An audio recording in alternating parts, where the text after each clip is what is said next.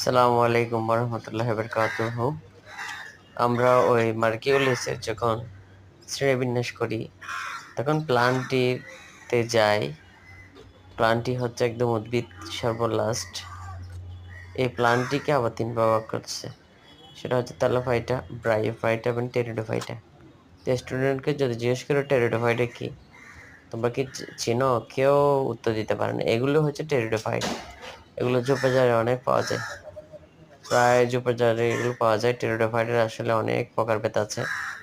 আমরা সচরাচর এইগুলোকে ফার্ন বলে থাকি, টেরিস বা তোয়া শাক মনে হয়, পেঁচার পেঁচানো শাক কতগুলা খাওয়া হয়, এগুলাই সে টেরিডোফাইট।